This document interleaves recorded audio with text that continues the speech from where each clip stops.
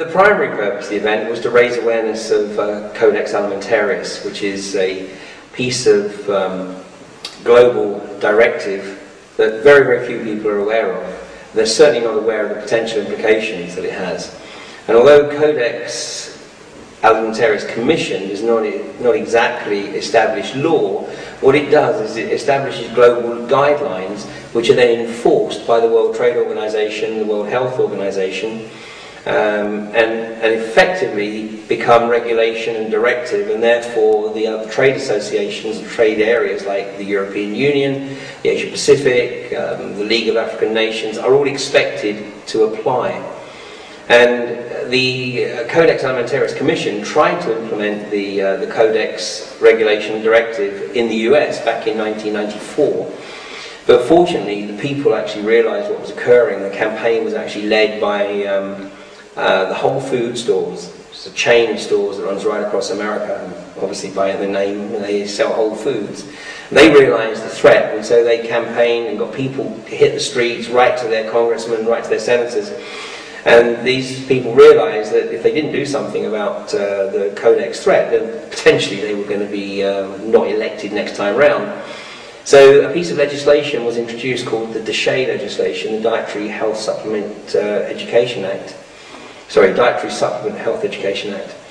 In 1994, which effectively put a ring fence around the natural food and natural health markets in the UK, in the US. And so the Codex Commission basically went down and just turned their attention to Europe. And what we're seeing now is really the fruits, for want of a better word, of the Codex Alimentarius Commission's campaign to apply this regulation directive throughout Europe. And they've worked on the basis that none of the European nations talk to each other, so they're pretty much right there, and that they can get all this stuff in through the back door. And to put it in a nutshell, their long-term objective is to effectively eradicate all organic farming, all natural farming, so that all farming is controlled by the likes of Monsanto and Cargill.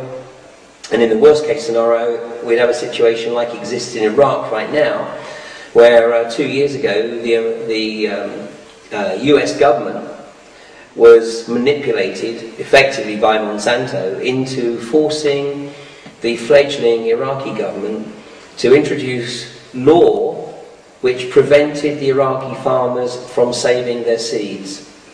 So the Iraqi farmers had to purchase seeds from Monsanto, which effectively had the Terminator gene built in. Therefore, obviously, the crop that grows does not produce seeds which could be used. So every year, the farmers have to produce their next batch of seeds from Monsanto. I mean, this is completely outrageous. You know, farming has been on this planet, in a recorded history at least, for the last 5,500 years. And in here we see an extremely pernicious attempt to completely wipe out all the natural farming techniques, and all food will effectively come from genetically modified crops. And of course this has tremendous impact on the health of people. I mean, basically they're eating shit, and so their bodies will go to shit. Which of course has an immediate impact on the health industry. So that's why Codex also targets the natural health industry, because instead of enabling people to eat the crap that comes out of the GM crops and supplement their diet with natural supplements, with natural vitamins, then along comes Big Pharma and says, no, no, no, you don't want any of that natural stuff. In fact, not only don't you want it, we're not going to let you have access to it. You need to take these pharmaceuticals. So what you end up with is a crazy situation where people are sick from a very, very early age in their life because of a poor diet. Of course, it's compounded by the forced vaccinations that are occurring in many states in the US now. It's not legal for a parent to withhold or stop their children having the series of vaccinations. So the children get sick. You know, they go along to the doctor gives them, you know, pharmaceuticals, it destroys the immune system of the body. So what you have is a situation where, ironically, although people may live longer, their quality of life, of course, is dramatically reduced, and they're totally reliant on pharmaceuticals. So guess who wins out? The pharmaceutical companies. Is this cycle of sickness, is this just corporate greed? Is it just all about money, or is there another agenda going on here, in your opinion? It depends on who I'm talking to.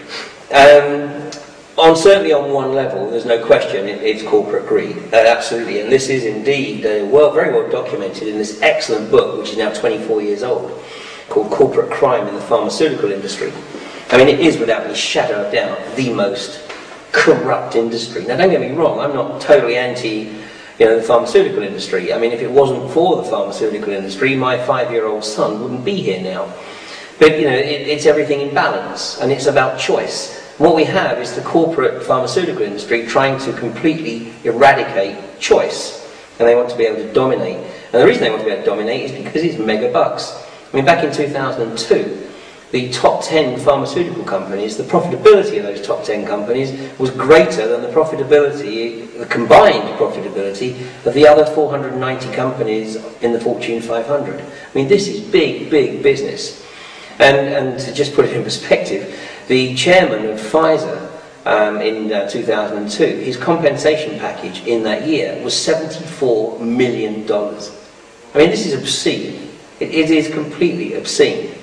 But that's corporate greed. And the other level is, without any shadow of doubt, there is an attempt, and it's going to be very difficult to perhaps give this any perspective in a short space of time, but there is an absolute attempt to completely shut down the possibility of any human being making a spiritual connect.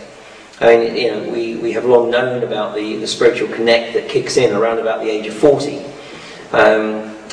Which we in the West call the midlife crisis, but in the indigenous peoples they call it the midlife opportunity. And it's an opportunity to see the world from a completely different perspective. And there are certain fundamental requirements, physiological requirements, it would seem, for that to happen.